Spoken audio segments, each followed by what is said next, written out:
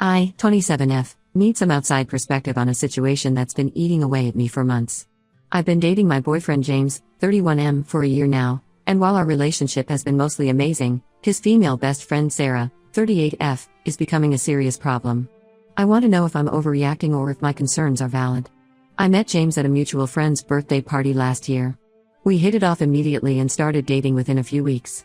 He was everything I wanted: kind, funny, successful, and seemingly honest about everything. He told me early on that he had a close female best friend, Sarah, who was an important part of his life.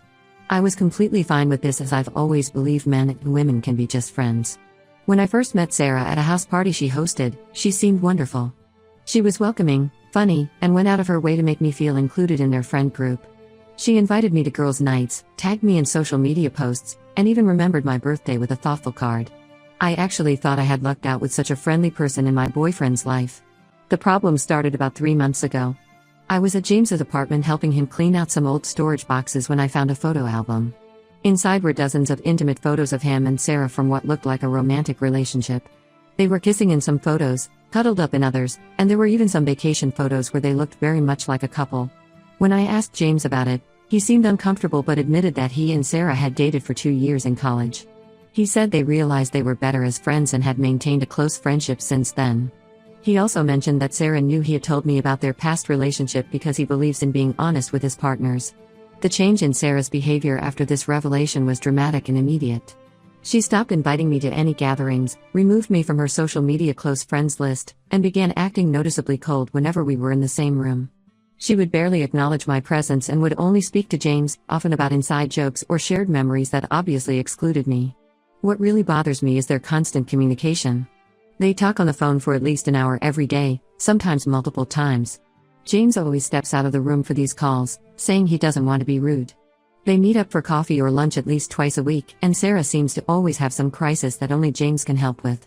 Last week perfectly illustrated this problem. We were in bed watching a movie at 11 p.m. when Sarah called crying about needing to move her couch immediately because she saw a spider behind it. Instead of telling her to call an exterminator in the morning, James got dressed and went to her place. He didn't return until 2 a.m., saying they ended up having to move several pieces of furniture because Sarah was too scared to sleep knowing there might be more spiders. Their social media interaction is another issue. Sarah constantly posts photos with James on her Instagram stories, but I discovered I can't see them. I only know about these posts because James reposts them on his story. When I checked from my friend's account, I could see all of Sarah's stories featuring James, which means she deliberately hid them from me. The situation became even more bizarre when I found out that Sarah is now best friends with James' ex-girlfriend Lisa, 55F. Yes, you read that age correctly. James apparently dated Lisa for a year before me, and now she and Sarah are inseparable. They show up together at bars and restaurants that James and I frequent, even though they both live in a different city. This feels deliberate and manipulative. Last weekend was the final straw. James and I were celebrating our 1-year anniversary at our favorite restaurant. We had just ordered our main course when Sarah and Lisa walked in. Despite the restaurant being nearly empty, they chose the table right next to ours. They spent the entire evening being loudly nostalgic about past events with James, clearly trying to get his attention. James looked uncomfortable but didn't ask them to stop or suggest we leave. I've tried talking to James about setting boundaries several times. His response is always the same: Sarah is going through a difficult time after her recent divorce and needs support. He insists their friendship is purely platonic now and very important to him. But I can't shake the feeling that Sarah still has feelings for him and is actively trying to sabotage our relationship. My friends are split on this issue. Half think I'm being paranoid and should trust James, while the others say Sarah's behavior is inappropriate and James needs to establish clear boundaries. I finally reached my breaking point and blocked Sarah on all social media platforms. I told James he needs to figure out this situation because I won't continue to be disrespected like this. Sarah's response was to tell everyone that I'm a horrible, controlling person who's trying to isolate James from his friends. She's even contacted James's family, telling them I'm manipulative and toxic. James's sister called me yesterday to say I should be more understanding of Sarah and Lisa's friendship with James, suggesting that maybe I'm the problem. I don't think I'm wrong for wanting boundaries in this situation, but the number of people taking their side is making me question myself. James keeps saying I'm the most important person in his life, but his actions don't match his words. Ida for putting my foot down about this situation? Update 1 first, I want to thank everyone who commented on my original post. The support and different perspectives really helped me see things more clearly. A lot has happened in the past 2 weeks, and I feel I need to share this update with you all. After reading all the comments suggesting I have a serious talk with James, I decided to confront the situation head-on. Last Sunday, I went to his apartment with screenshots of my post and some of the most insightful comments. I thought showing him how others perceived the situation might help him understand my perspective better. Initially, the conversation went well. James read through everything and seemed genuinely concerned about how his relationship with Sarah was affecting me. He admitted that maybe some boundaries needed to be set and promised to talk to Sarah about her behavior. We spent almost 2 hours discussing what healthy boundaries would look like: less frequent phone calls, no more late-night emergency visits, and more transparency about their interactions. Just as we were wrapping up our discussion, someone started banging on his door. It was Sarah, clearly drunk and extremely emotional. She pushed past me into the apartment, mascara running down her face, demanding to know why James wasn't answering her calls. She had apparently been trying to reach him during our conversation. What happened next felt like a scene from a bad movie. Sarah started crying, saying I was trying to destroy years of friendship. Then, in her drunken state, she let something slip that changed everything. She looked at James and said, "I won't let her ruin what we have. Tell her about last week, tell her about all the weeks." James's face went completely white. Sarah started laughing through her tears and turned to me. That's when she dropped the bomb. She and James had been sleeping together throughout my entire relationship with him. All those emergency calls, coffee meetings, and lunch dates were just excuses to meet up. When I looked at James, he didn't even try to deny it. Instead, he started explaining how it wasn't what I thought. According to him, he and Sarah had this physical arrangement for years, even before he met me. He tried to convince me that it wasn't serious, that he had real feelings for me, and Sarah was just a habit he hadn't broken. Sarah seemed to enjoy watching my world crumble. She sat on his couch, still slightly drunk, and started sharing details I never wanted to know. She told me about how they would meet up after our dates, how they laughed about me believing their friendship was platonic, and how some of their friends thought it was entertaining watching me be so clueless. I asked about Lisa, thinking at least that part had been true. Sarah actually laughed out loud. Lisa was just their cover story. Whenever they needed to meet up, they would say they were hanging out with Lisa. The 55-year-old ex-girlfriend didn't even exist. The woman I'd seen with Sarah at restaurants was just her friend playing a role to make their story more believable. I felt physically sick. Every memory of the past year suddenly had a new, twisted meaning. All those times James stepped out to take Sarah's calls, all those emergencies that needed his immediate attention, even our anniversary dinner interruption, it was all planned. I started packing up the few things I had at his apartment. James kept trying to stop me, saying he could explain everything better when Sarah wasn't there. He promised he could cut her off completely, that he would prove his love for me was real. But how could I believe anything he said anymore? As I was leaving, Sarah followed me to my car. She wasn't crying anymore. Instead, she had this satisfied smirk on her face. She told me I should have known James would never fully commit to someone like me when he had her. She said they had a special connection that no one could understand, and I was just a convenient distraction while she finalized her divorce. The past few days have been a blur. James hasn't stopped calling and texting from different numbers since I blocked his main one. He keeps saying Sarah was drunk and exaggerated things, that their relationship isn't what she made it seem. Sarah, meanwhile, has been posting subtle digs at me on social media, making it seem like I was the one who tried to come between them. Some of our mutual friends have reached out, claiming they wanted to tell me but didn't know how. Others are defending James and Sarah, saying their arrangement wasn't my business since it predated our relationship. A few even suggested that I should have known what I was getting into, given how close James and Sarah were. I'm staying at my sister's place right now, trying to process everything. Every time I think about the last year, I discover new lies and moments that should have been red flags. James is still trying to contact me through mutual friends, asking for a chance to explain his side of the story. But what explanation could possibly justify a year of lying and cheating? I know this update might disappoint those who suggested working things out with James, but I never imagined things would turn out like this. I feel like such a fool for not seeing what was right in front of me all along. Update 2: The situation has gotten even worse since my last update. After I moved out and blocked James on everything, I thought I could start healing, but more revelations kept coming. Last week, one of James's co-workers reached out to me. She had been feeling guilty about keeping quiet and decided I deserved to know the whole truth. She sent me screenshots of conversations between James and Sarah spanning our entire relationship. The messages were eye-opening and sickening. There were hundreds of messages planning their meetups, complete with elaborate cover stories to tell me. They joked about how gullible I was, with Sarah often mocking my trust in James. There were messages from nights I thought James was working late or helping friends move, when he was actually with her.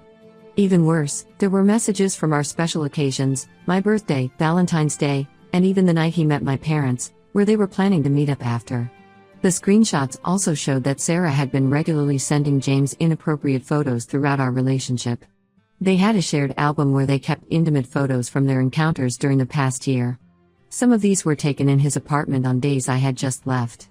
When I confronted James about these messages, he finally broke down and told me everything. He and Sarah had been together for 5 years before I came into the picture. They kept their relationship casual because Sarah was married at the time. Her recent divorce wasn't because of her ex-husband's issues as James had claimed, it was because her husband discovered her long-term affair with James. Sarah's entire struggling after divorce act was fake. She had been planning to leave her husband for James all along, but they needed to keep up appearances until the divorce was finalized. I was just their cover story, a way to make Sarah's husband believe she and James weren't involved anymore.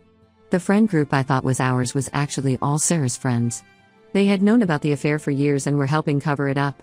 All those times they invited me out or acted friendly, they were just playing along with James and Sarah's charade. Some even helped create alibis for their meetups. Sarah has now moved in with James, and they've made their relationship public. They're spinning this narrative about how they've always been in love but timing was never right. James's family, who I thought were sympathetic to me, are now celebrating their relationship. His sister even posted on Facebook about how happy she is that James finally got together with the love of his life. Most of our mutual friends have taken their side. They're saying I should have seen the signs, that James and Sarah's connection was obvious to everyone. Some suggested that I was naive to think I could come between a relationship like theirs. Apparently, everyone in their circle knew about their history except me. The worst part is how they're rewriting history. On social media, they're posting old photos of them together, including some from the time we were dating, acting like they were just waiting to be together openly. Sarah posted a long statement about how true love finds its way, conveniently leaving out the part about cheating on her husband and deceiving me for a year. I ran into them at a cafe yesterday. They were sitting at what used to be mine and James's regular spot. Sarah was wearing his favorite sweatshirt, the one I used to wear when I stayed over. They looked so comfortable together, like they'd been a public couple for years. When they saw me, Sarah actually had the nerve to wave and smile, as if she hadn't helped destroy my life. James tried to talk to me in the parking lot. He said he never meant to hurt me, that he and Sarah just couldn't fight their connection anymore. He actually suggested we could all be friends eventually, once I got over my hurt feelings. I got in my car and drove away without saying a word. I keep discovering new lies. Even small things I trusted were fake. The weekend trips James took for work? He was with Sarah. The family emergencies that made him miss my friend's wedding? He was with Sarah. The late-night gym sessions? Sarah again. Our entire relationship was built on lies, and everyone around me knew except me. I feel like I lived in some alternate reality for a year while everyone else watched and laughed. Update 3. It's been 6 months since everything happened, and I'm finally ready to share this last update. A lot has changed since my last post, and I think this will be my final update as I've started a new chapter in my life. I moved to a different city 3 months ago. Staying in the same town became unbearable, especially after James and Sarah got engaged last month. They're all over social media, portraying their relationship as some epic love story that overcame all obstacles. Sarah even had a photo shoot titled "When Friendship Turns to Forever Love," completely erasing the fact that they cheated and lied for years. 2 weeks ago, I received an unexpected message from Sarah's ex-husband, Mark. He found me through mutual connections and wanted to talk. We met for coffee, and he shared his side of the story. Apparently, James and Sarah had been doing this for years, dating other people as covers while maintaining their relationship. Mark told me about the 3 other women before me who had unknowingly played the role I did. Each time, the pattern was the same. James would date someone new, Sarah would pretend to be the supportive best friend, and they'd continue their relationship in secret. When Sarah's divorce was finalized or when they got bored, they'd reveal everything and move on to their next victim. Mark apologized for not warning me when he had the chance. He had seen me with James at a restaurant once and recognized the situation, but he was still too angry and hurt to get involved. He shared screenshots of conversations between Sarah and her friends from when she was still married, joking about their various cover relationships and how long they would keep up each charade. The engagement announcement was particularly hard to stomach. They did a huge social media reveal, complete with professional photos, and a long post about how they were finally ready to stop pretending to be just friends. James's family flooded the comments with messages about how they always knew Sarah was the one for him. These are the same people who used to tell me how happy they were that James had found someone like me.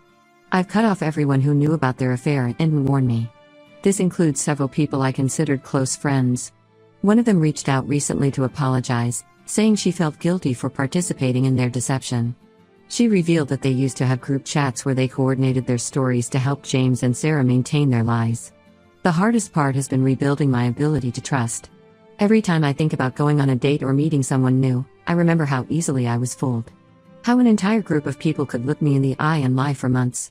The thought that there might be another Sarah in someone else's life, pretending to be just a friend while secretly waiting for their chance, makes me hesitant to open up. But I'm focusing on myself now.